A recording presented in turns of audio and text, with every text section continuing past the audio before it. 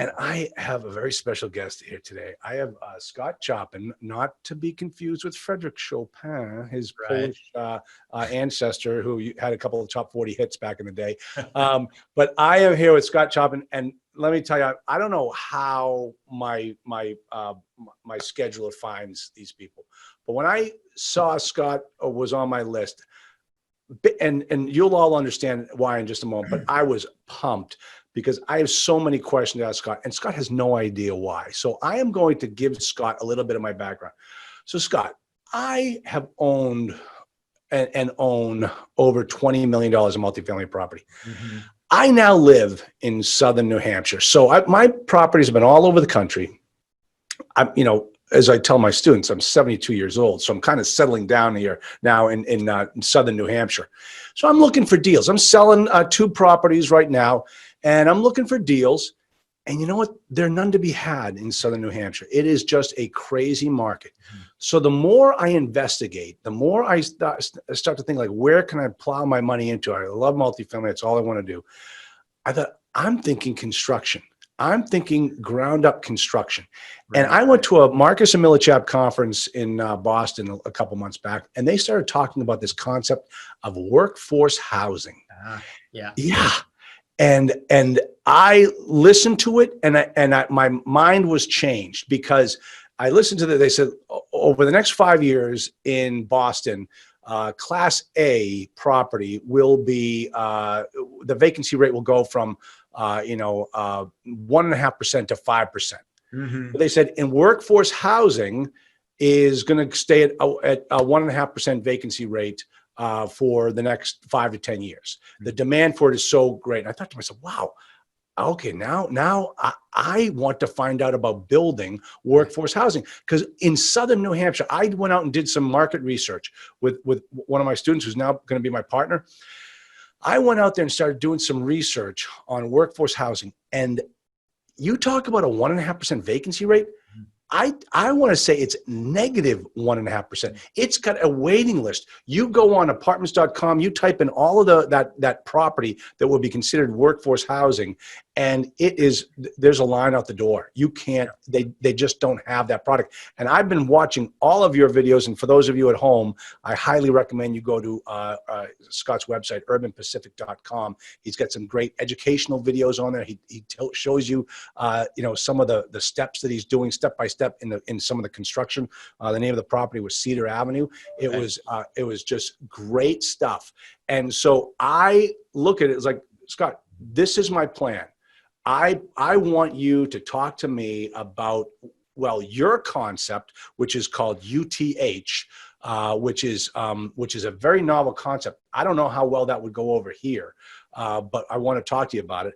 And I want to, talk to you about the whole entire process, how you found the land, how you got it permitted, how you got it approved. Because looking at the pictures from the video, it looks like you are abutting a single family house on that one property. And, granted, you're in California. California is a world unto itself. It is. Compared to what we do out here in New Hampshire or other parts of the world, it may be a little bit different how you're able to get things built. But let's get started with workforce housing, your new concept of UTH, and how you came about doing this. Yeah, great. No, Charles, and appreciate being on your show with you. And I'm intrigued. Actually, I would like to hear more about the Marcus Millichap assessment of the workforce housing market. Well, let me tell you one thing that they said that totally threw me was they called workforce housing C-class property, which in my world, C-class property is 1970s construction, flat roof, chiller boiler, single pane windows. Yeah. They're not building them anymore. Right. But in their world, they were saying you've got these, the Class A amenity-driven properties. And then you get the workforce housing, which is C-class, which has nothing in between in their logic. Yeah. Exactly. So yeah. That's great. And we'll talk about that. So let's first define what workforce housing means, because I think that's a terminology that people use broadly. and everybody has maybe a slightly different definition. And I'm even listening different definitions from the way you describe the M&M guys do it. So I'll give you what I consider to be sort of the standard in the market, and then how we define it, right?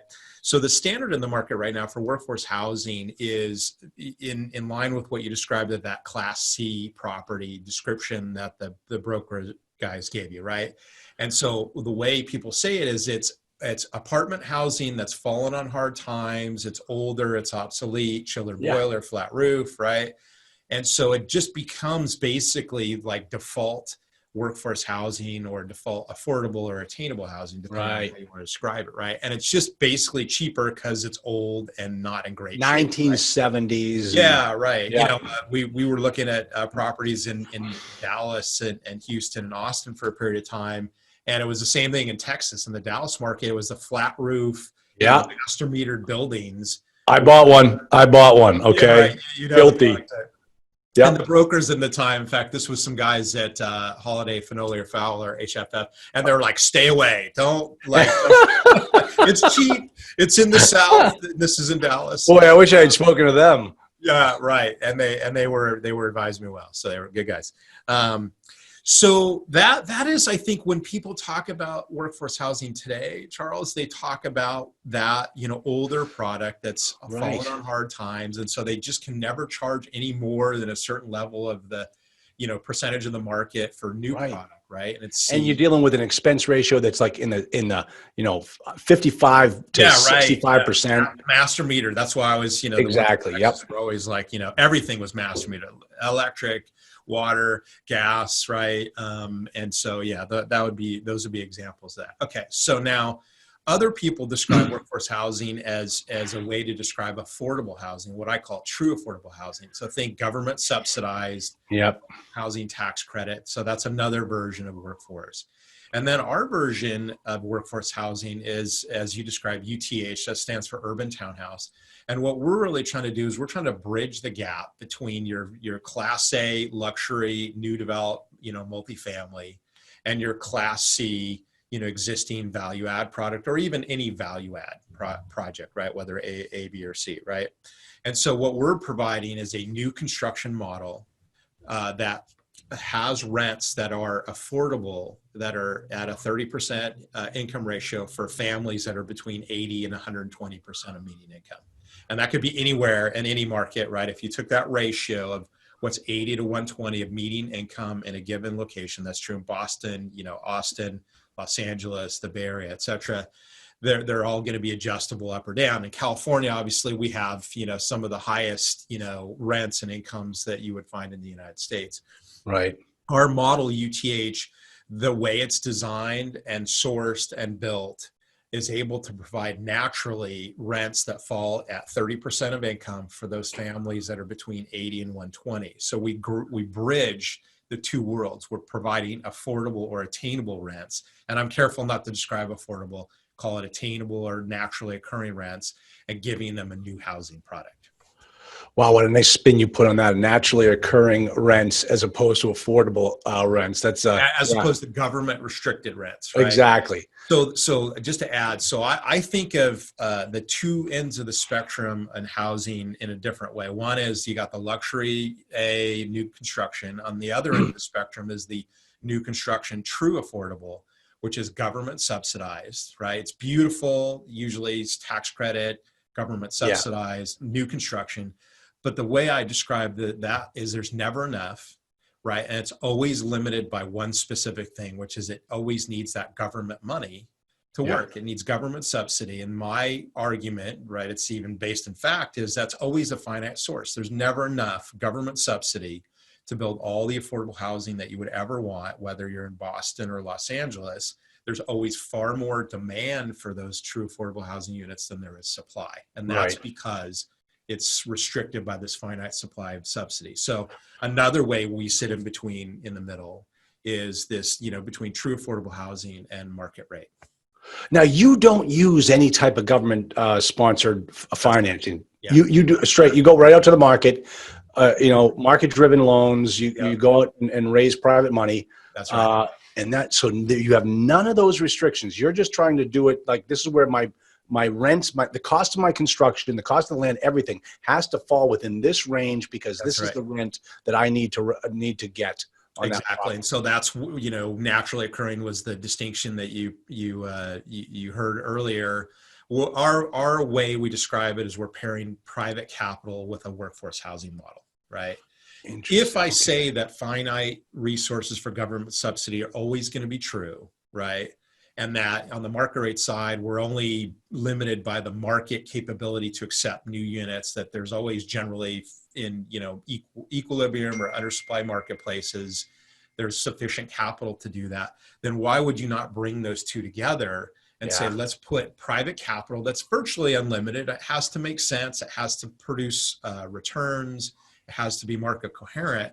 Then bring that with a workforce housing model. Now we've created a model that's virtually unlimited in what we can produce. Right now, people will argue, oh, well, you're not serving the homeless population at 30% of income. And I go, you're right. That's true. I'm not. And there is a market for that. There is subsidy for that. Where I'm really focused, or Pacific is focused, is on the families that sit in between affording the luxury, right? In other words, they can't afford the luxury. They don't make enough income to afford new housing for the most part. They may also be large families, so they're not coherent with that. So there's a gap in between what people can afford and what the market produces, right? And we live in that gap. That's okay. So that's the market we build to. You call it multi-generational families, and that's code, for typically a 3-generation family living under the same roof. That's right. And I'm not going to point any fingers or anything, but that tends to be a particular ethnicity. Right. Yeah. Okay. All right. Cool. Right. And in fact, if you look statistically, the United States and the old distinction of the nuclear family, mom and dad and 2.3 kids and a dog and 5 cars, is not typical, both historically, if you look at how families lived in medieval times, we lived multi-generationally then, or culturally around the world, almost everybody lives multi-generational. Asian countries, Latin countries, this is the typical, and only in America have we we're growing out of it now, decided that every family, two or 3 or 4 people, should have their own house, right?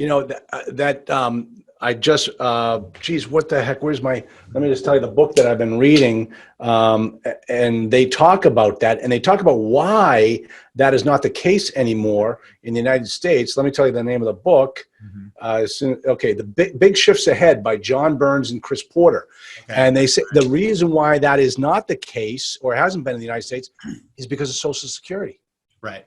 That's given the older people who would normally have gotten more Social Security are getting less as a function of costs, right? Or the thing is that those people who are now receiving Social Security, they can live on their own. They don't need to live with their extended families. Right. Now, but they're saying in the future that will change. Well, it's got to change. I mean, the cost of things are just getting to be ridiculous. So you are seeing more of these multi-generational families. And I remember walking through some of my properties, especially down in Texas, and in the middle of the day, somebody's cooking. Somebody's cooking something, smells great. During working hours, right? During working hours, because the grandmother stays home and cooks while everybody's out earning and the kids are at school. There's your 3 generations living right there. Now, you got to explain to me, and I think in one of your videos you said that the average rent's about $3,000 a month is what the rent is for this. What is the unit mix? What's the makeup of the types of, like, for instance, that property on Cedar Street? I think it was a 4-unit that you built on Cedar? Right. Yeah, that was an early demonstration phase project of the UTH business plan, or the UTH business model. Yeah, so part of, and in fact, a big part of how we're able to produce this natural occurring privately financed workforce housing is through the unit mix. We're building, in fact, now all of our projects are a 5-bedroom, 4-bath townhouse unit. Right. 5-bedroom, 4-bath? Right. And so here, this is your reaction, by the way, is very typical with others we talk to, right? Yeah.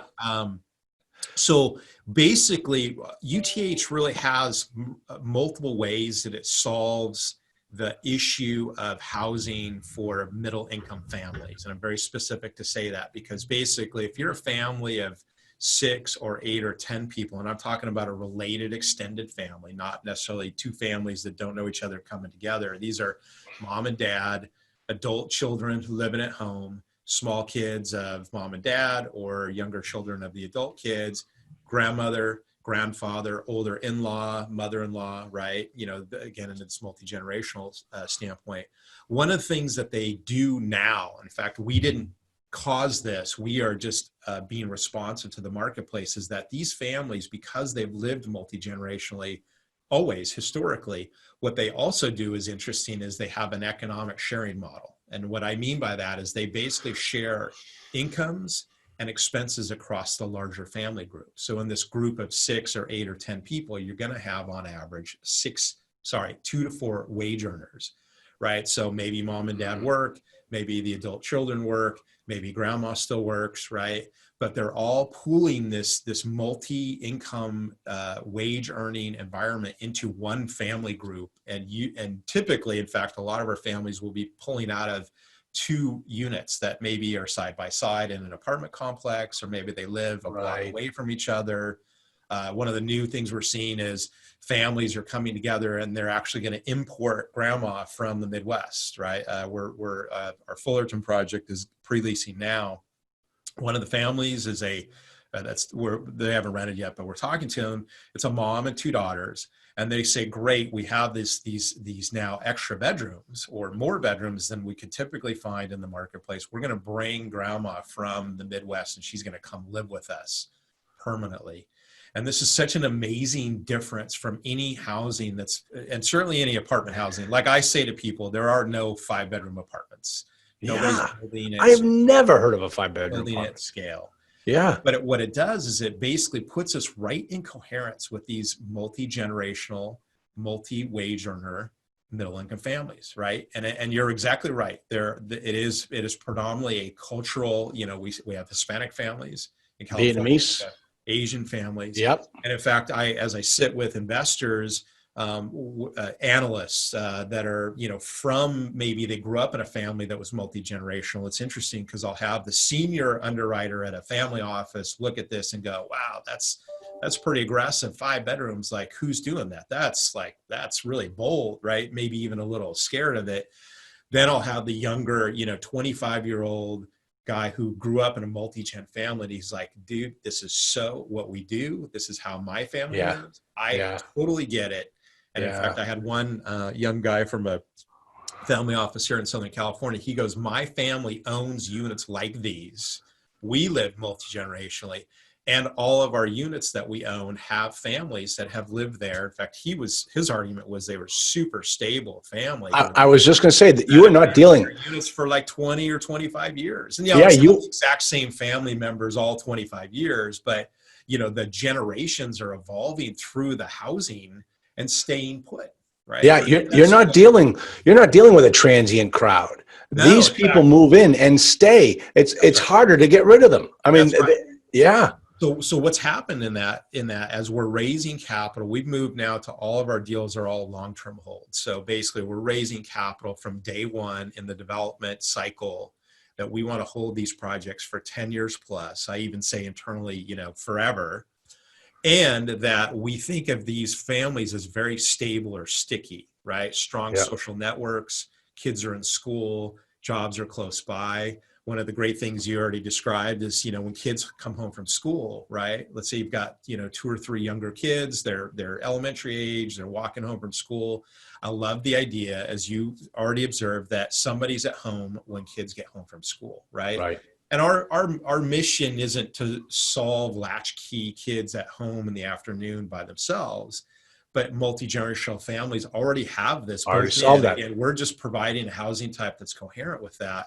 But look at the social impact, look at the social benefit. What we're allowing now with these UTH units at 5-bedroom, 4-bath is we're allowing that family to live more coherently with their lifestyle than if they were to live in any other unit. right? And there's other factors which I'll get into, but let me stop there and see what other questions that. Sure. Okay. So let me ask you this. Do you think this concept would work across the country? Let's look at, you're in California. Mhm. I think you had a deal in Colorado, or maybe that was a typical market rate Correct. property That's before you got into this UTH. But you talk about Texas, you talk about California. You can easily see, because of the demographics, the ethnic demographics of those two areas, that a multi-generational property would probably work. right. Would it work in South Carolina? Would it work in a Maryland? Or is this really an idea right in your backyard? It is, well, so a couple of answers. One is it is a California genesis story, right? It came Yeah. out of meeting market demand that's not being met at all, really, in this middle income large family space, right? That's Yeah. one of the reasons we sort of developed it. Is we classically are a contrarian, uncommon offer development company. Like we have competed with the big guys, the Colorado project, huge, great city, Westminster, Colorado, beautiful project. We did a JV with Lennar on that project. But ultimately, if you look at this cycle where we are now, everybody's developing this studio 1 and 2 bedroom millennial Gen Z centric housing. And it's perfectly coherent, right? That's the largest cohort in US history. It's high demand, right? Urban locations. So we just wanted to be different. But what we figured out as we developed this product is that it really is a product that wants to be in an urban location, is the answer that you're looking for. So this is not a suburban, not a rural model for sure. But my assessment is, and both grounded and sort of speculative, is that this will work in any major urban metro market where housing generally is undersupplied and rents are basically, on the higher end. So, Boston would be a market, DC would be a market.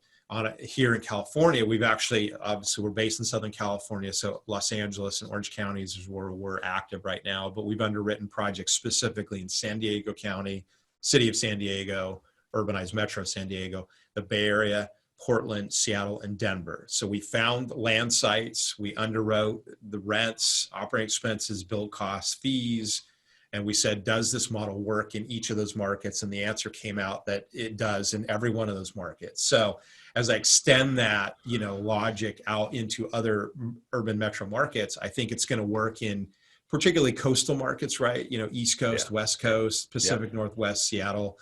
I think there's a story for it in places like Austin, right, where you're going to have higher than normal costs for housing in a housing constrained market.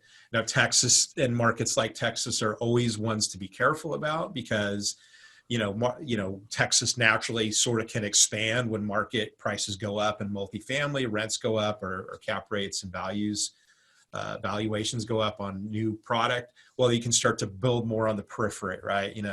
Drive till it's affordable or develop till it's affordable, right? So I think there's a story there, but I think Austin's an example of, if you want to live in Austin, right, and your job is in Austin, in the city, right? My wife and I were there in August. It was amazing to me how expensive some of the housing, some of the neighborhoods and the houses and neighbors were, like California pricing, right? Cool, up and coming neighborhoods, right? Walkable. But these are the kind of neighborhoods that really these families orient to. And in fact, in many cases, they're already living in those neighborhoods. They just may be living in much inferior housing. They got a house and, members of the family are living in the garage that's converted to, a unit, or it's just very old, obsolete housing. So I think there's a national story here, definitely urban metro centric. But in fact, part of our ambitions are to scale this model really, at least throughout the Western United States where we're most familiar, but we see a national story for this UTH model. Now, you talked about joint venturing, you talked about family offices. How do you pitch this to investors? Yeah. And what type of returns or holds, or what's your sales pitch? So the sales pitch has changed. So in the beginning, we did what we call the demonstration phase project. So we wanted to basically. I'm sorry, say that again, Scott. Yeah, demonstration phase, or Okay. a prototype phase. Because this product was so unusual, we had no logic or really comparables is the way to think of it for a 5-bedroom, 4-bath unit. Now, that's not to say there's none in the marketplace, but none at scale, and certainly none in larger size projects. So we wanted to prove 3 things in this prototype phase. We wanted to make sure that we could actually rent the units for what we suggested, for what we projected. We could build it for what we projected, right? Of course, any developer, that's going to be a mainstream question. And then most importantly, for any, investor in multifamily, is what are the exit caps? What's the valuation when I sell it? Or what's the valuation when I go to, fund my permanent loan? So we've actually finished that, right? Prototype phase, and now are moving into the production phase. Charles, asked me your question again. Okay. I want to know, what was your sales? Sure. What was your sales pitch to the family offices, especially to the, you're a case of first impression for these people. Yes. And they're not risk takers. Yeah. They got a lot of capital, but there's a reason why they have a lot of capital. Yeah. Well, and particularly if you get in the institutional space, even more, constraint on, any sort of thing that's out of the ordinary. Right. So the pitch really is this. It's really a twofold pitch. It's one is this developing new housing into deeply constrained marketplaces. Think undersupplied markets like Southern California, Orange County, Los Angeles, right? In other words, if you're a multifamily investor, be it institutional, family office, high net worth, or individual investors, and we have investors of all those, food groups, is that you want to basically be investing in a project that's not going to compete with, thousands and thousands of other units that are exactly the same type, and really it just becomes functionally competitive stances based on what you rent. Maybe you had a little bit better amenities. It's a commodity. Luxury class A in Denver, and there's 10 projects around you, and you've all got studios and 1 bedrooms, and you're all urban, and you're all sexy, urban style product. You really ultimately, you only compete on price, and more importantly, if you go into recession, you for sure only compete on price, and that's a dropping price, right? Wow, yeah. So where we go with this is we say we want to be developing new housing in deeply undersupplied marketplaces because it makes for a much stronger story in a recession, right? Defensible. When I described these families earlier as sticky, our logic is that in a recessionary marketplace, right, if you're competing for housing, we want to compete with families that don't have the need to move away, right? If you're a millennial or a Gen Z and you're living in a studio, in downtown Long Beach, your propensity to move in a downturn because of job changes, it instantaneously changes your stance on that unit and how you want to stay there. In fact, my joke to my leasing teams is Gen Z and millennial renters are gone yesterday in a recession because their job changed and they're going to move out of town. Maybe they moved to LA for a new job. They don't have extended family. There's no roots in the community that they have. Where our families, and we're just trying to develop a product that's coherent with this family groups. But one of the advantages of investors to invest with these family groups is because they're sticky, right? And they have multiple wage earners, right? And they're generally from here, and they have kids in school, extended family, churches close by, right? Job is close by. That propensity for that family to basically stay in place in a changing environment for economics or job situations, their propensity to stay is much higher, right? Now, I never say that any tenant or any tenant profile is bulletproof, but if I'm going to compare a millennial or Gen Z renter's propensity to move versus a large family with social networks that are strongly tying them to the location that our housing is, I just say I prefer to address that marketplace that is large families because I know that they will stick around, right? Yeah. Just real fundamentally. And so then in a investment scenario, the other part of what we're changing now is we're going to a very long-term hold, 10-year plus investment windows for equity and our ownership, in a sponsor joint venture equity structure, is that if you assume, I think, and the propensity is high, that families will stick around because the housing's coherent for their lifestyle and they have strong social networks, that's going to drive a much more stable NOI in an ownership scenario over many years on an apartment investment, right? Versus apartments that's going to have more transitional younger populations. And nothing wrong with their transition, that they're young, they're mobile, that's perfectly coherent for how they live. I just said I don't choose to rent to them. I choose to rent to these families, right? And so in Southern California, 2008, 2009, rents were incredibly stable. And the worst, recession that I think arguably we'll ever see in our careers, rents did nothing in Southern California. They were flat, depending on the micro market, maybe up or down slightly, but on average across the Southern California marketplace, really no downward trend on rents, flat and stable.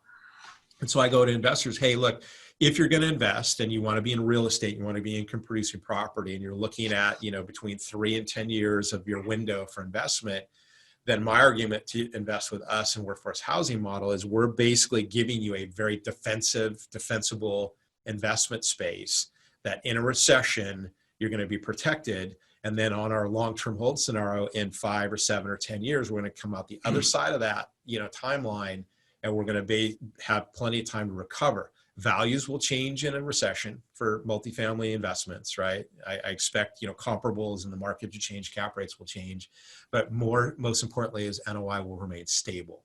Yeah. And that's the key, right? Stable NOI, long-term hold means you have a defensible space. A recession's coming. I'm not in a bad mood about it. I'm just, the mood I think of is vigilant, right? I'm just being vigilant, watchful. And I say, I think it's in 2 or 3 or 5 years, but not 10 years, right? 10 years out, I think we're okay. We've gone through a recession and we're coming out the other side. If you look at, valuations of multifamily product, that somebody bought in 2003, went through the recession, 2008, and now, 2019, 2020, they're 3, 4, 5 times the value of when they bought in 2003.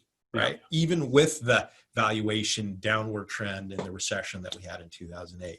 So our logic is to basically give investors the capability to have a brand new asset in an undersupplied market that's in a defensible model for long-term hold.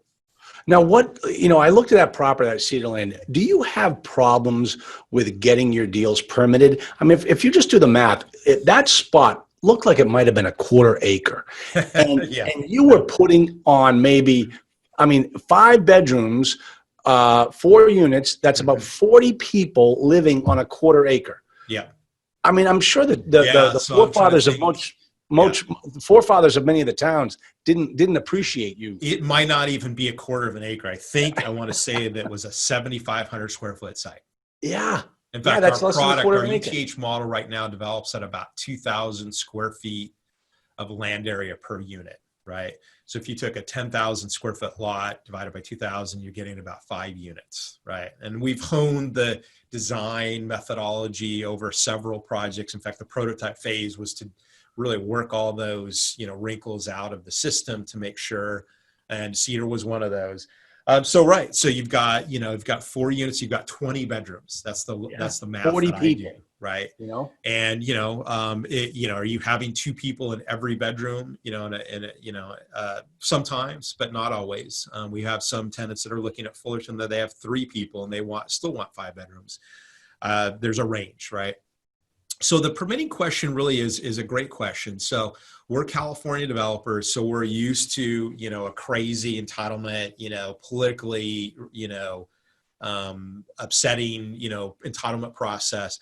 And we've done a lot of that work. And so what this does is it has us have a set of criteria and standards for the projects that we develop that are the UTH model that really try to eliminate as much of that risk as possible. So the example in this case is we only, in the early phase of the business plan, only bought zone sites. So that site you saw in Cedar, small project, 4 units, 7,500 square feet, but the zoning actually allowed more units. It just happened to be an interesting combination of a really old, small, underutilized house on a really big lot with the right zoning. So if you take that story and expand it to now bigger sites, we're in essence doing the same thing. So by doing that, we bypass these, planning commission, rezone, general plan amendment. We really don't do any of that kind of work in our model. And that's not to say never in the future will we do that, but as a standard and a criteria for how we observe and look at sites in the beginning, I'm passing on stuff that takes any sort of heavy lift zoning or entitlement process. And I just say, no, unless there's some story there, it's really cheap, or I can get really great long-term escrow terms that allow us the time to entitle. But even then, you bring up the point that if I have to go to a planning commission hearing, I'm going to get neighbors who are going to look at 5-bedroom, 4-bath units and have every, negative story that you could think of. Yeah. One of the ones I always get is you're going to have 15 cars, every bedroom will have, 3 people in it. Everyone has a car, right? It just is not the reality. These middle income families just do not live the way your classic suburban family lives. In fact, the joke I make with cities, I go, this is not a suburban model where you've got a 5-bedroom house, single family lot with a backyard, where you got a big driveway and, 2-car garage, although our units have a 2-car garage, where, Johnny turns 16 and gets a car. And then, the next kid gets a car. And then, grandma's got a car. These families that live in our UTH homes are middle income families. And so they afford the cars that they really need by necessity, which is to get to their jobs and to take care of their basic, functions of life. And it's not a luxury that they afford to have many, many extra cars. The other thing they don't do is they're not long range commuters, right? They don't commute an hour and a half to live in our unit, and their jobs on the other side of the basin. What they are choosing is they choose housing that's close to their work. Yeah. And so what that does is, one is that just the need for the car is reduced, right? But 2 is that they're much heavier users of public transportation. The tenants that we're talking to right now in Fullerton, which is, a really pretty classical suburban Orange County, semi-urban community in Orange County. And Orange County's got not a great attitude about public transit. A lot of these people are going to ride the bus. They're the 2 daughters of the mom who wants to bring grandma from the Midwest. The 2 daughters are in college. They both ride the bus. Neither has a car. Yeah. In fact, we asked tenants, how many cars do you own? Are you going to get more cars, right? Because it's a concern of ours to make sure that parking is, correctly managed in these property management situations that we'll have when we lease to these tenants. And invariably, it's like, yeah, we just don't. Maybe 1-2 cars. And so our 2-car garage plus half a space for guests is actually very coherent for the lifestyles of a middle income, blue collar family. So it must be easier for you to find the land or the potential land than it would be if you're looking to put up a 50-unit apartment complex. Yeah. So a couple answers to that question. It's a great question. So it's easier, but for a reason different than what you just spoke. It's easier because our families already live in low and lower middle income, urban, blue collar, working class neighborhoods, right? So what that does is that's putting us into cities and neighborhoods that really no other housing developers are competing for. No luxury developer is going into a, Great point. Fullerton, as an example, is a blue collar, older, 40s, 50s, 60s era housing, nothing new since probably mid 60s, maybe early 70s.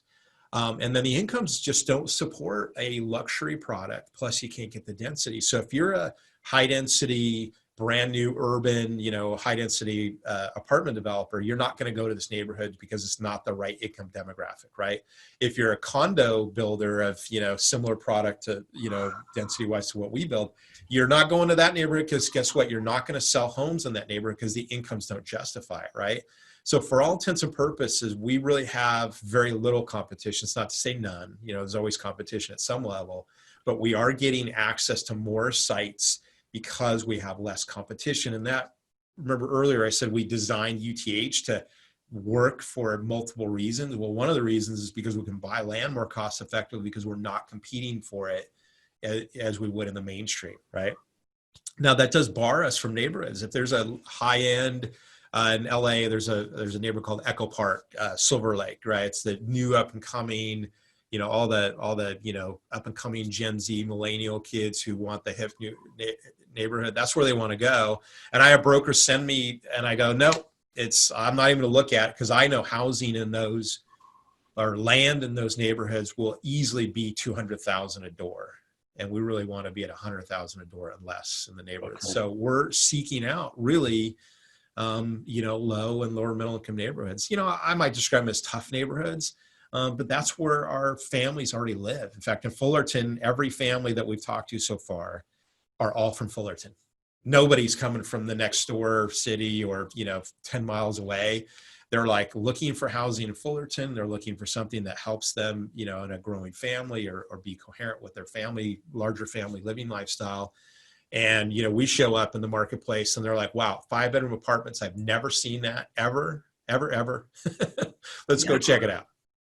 Now, what about the returns that you talk to your investors about? What Right. do you give them a preferred return? How do you structure the equity? Yeah. Tell me that one. So, our main, in fact, this is, the main thing that I work on really daily as the founder and CEO is creating new capital networks, new sources of capital that's interested in this workforce housing model. And so my job is to basically create a model that's competitive in the marketplace for capital, right? First and foremost, we have to compete because investors have, particularly today, many different, channels that they can invest in, real estate and non-real estate. So here's where we go. In the development model, in our early prototype phase, we were generally doing a development model, internal rate of return, which was basically 20% and above IRR, right, on a 2 to 3 year, investment window. So, put your money in, build it, rent it, sell it, pay off the capital account 3 years. And we were getting, I think our average across the prototype projects was 22.6% was the average of the first 3 projects that we built, rented, and sold. Okay. But now we're switching to a long-term hold model, which has us in a different stance on capital, because obviously when you hold the same equity for 10 years versus 3 years, well, naturally your IRRs are going to go lower because the money's just, in the deal for longer. So right now we're underwriting to about a 15% IRR on average for a 10-year hold. But interestingly enough, in that, what we are able to produce is, cash in the interim, like you would in any value add deal. You're able to produce cash over that interim. We usually structure the pref between 6 and 8%. And then most interestingly, what we're finding out is because of the valuations that we expect in 10 years, we're looking at a 3x equity multiple. So you put in $1, year one, and you get back $3 for every dollar you put in, 10 years hence. Okay. And I think that's, I'm very proud of it's a production, of course, because, we're early. A heck of a lot more than a 15% IRR.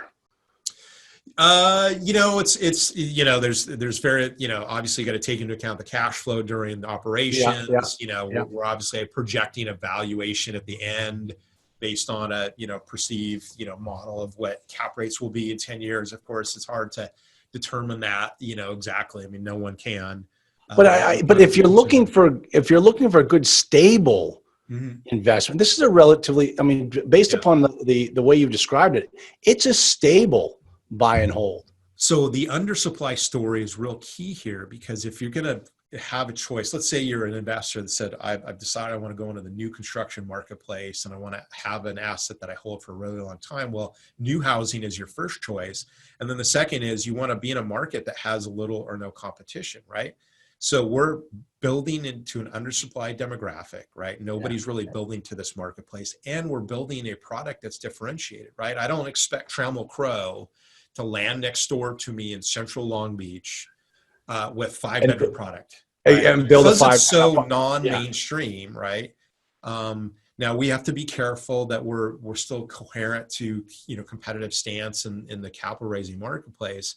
But if I go, I'm an investor, and where's my money going to be safest relative to other choices in that particular food group choice of multifamily investment, and I'm looking for stability, then I like new housing, because I know that in the early years it's going to have low operating expenses. It's going to be less obsolete over time. Yeah. One of the stories in Long Beach, where we're based and where I'm from, has the largest supply of small apartment properties of any unit mix in the state of California, right? Huh. Well, guess what? The highest component of that is 2-bedroom units, right? And so if I go, I'm going to compete in a marketplace, I don't want to compete where everybody else is competing and be old and obsolete, right? And so I go, the 5-bedroom, 4-bath takes me out of the mainstream, and it is unusual, but I also say that's where less competition is, right? And if I argue that this middle income family is going to stick around at any level, then we're in a very, very safe space. And so, we're looking at all these different parameters, as you would, and saying, and it's relative safety, it's relatively comfort that this is going to be a defensible space. And, I'm always looking for the downside. It's like, take care of the downside, or worry about the downside, and the upside will take care of itself. I think, quote maybe from President Trump. So that was Einstein. Einstein. Was it? Yeah, you're right. Yeah. He said, right. He also said kids are overrated. So just remember that. Yeah, right. So did that answer your question? Make sure. No, it does. This has been fantastic. Listen, I mean, how can people get a hold of you? I mean, even if they want to invest with you, or if you're setting up a fund, how do we get a hold of you, Scott? So on our website, www.urbanpacific.com is the best way. We have a contact page on there. My email address is on there. My direct line is on there, so people can email me, text me, call me. I'm all over social media. So we're on Twitter, Instagram, connect with me on LinkedIn. Basically the URL for me on all those is @ScottChoppin. For any social media, just Google us. You'll find us there. So I think we're easy to find. Listen, I think you latched onto something. I love the fact that, as far as your discussion of the competition, I mean, everybody's, cookie cutter in this business. Right. All we're just trying to fill is our beds, but everybody's got a 2-bedroom. Everybody's got a 1-bedroom. Yeah. Maybe somebody has a 3-bedroom. What do you know? But your idea, and especially with the long-term hold, that is really cool. We're really sensitive to how product performs in a downturn. I mean, we all went through 2008 and we saw how those things performed, and so we're and I'm not in a bad mood about it. Like I use the term vigilant, right? We're watchful. We know what could happen. Maybe this isn't even a real estate centric recession in the next one. Some people are arguing that. I agree with you. I don't think the real estate market's going to change all that much. And particularly when you go, I'm deeply undersupplied, like I'm building into a deeply undersupplied marketplace. I just go even more so, right? Exactly. So and just so you talked about you and I have lived through the last cycle, but there are some gurus out there that are actually telling their potential investors, you can overpay for multifamily property because the prices just continue to go up. Yeah. I thought to myself, that guy is 10 years old, because and not to make the value add guys feel badly, but I actually think if I look at where distress might be in the multifamily market, it's that exact scenario that you just described, that somebody bought in 2021 and overpaid for it. In California, I'm paying a 3 cap or sub 3 cap. I mean, just craziness, right? Yep. My thing is, if you're buying that thin of a deal, anything that changes in an even minor way, rents go down slightly, interest rates go up slightly, operating expenses go slightly, you just erase your 3%. Like there's a firestorm, a forest fire that cuts out the utilities, and you don't have the water. There go your utility rates, and there goes everything. Your occupancy is. So look, I mean, housing's always vulnerable to those physical issues that you just described. But we love being in the city, because guess what? No forest fires in the city. I mean, there's other issues. Scott. His name is Scott Choppin. UrbanPacific.com. What a cool concept. Track him down. And Scott, you and I are going to be talking a little bit later. I got more stuff. I'm going to offer help, and happy to help any way I can. I'm already thinking in my mind, where is this concept best in the area that I'm, and I'll tell you, I'm going to, the first thing that jumps out at me is Lowell, Massachusetts, because it's got a very high Hispanic and Asian community with that type of thing. The problem is it's the rents might not be high enough to make it work. Yeah. And so, but it's all works. Yeah, and I can help there. There's some, it's not exactly formulas, but it's fairly easy to assess the rents relative to, housing availability and we've done that because, we've underwritten markets around us in Southern California. There's just many markets that are more suburban that just don't work for the model.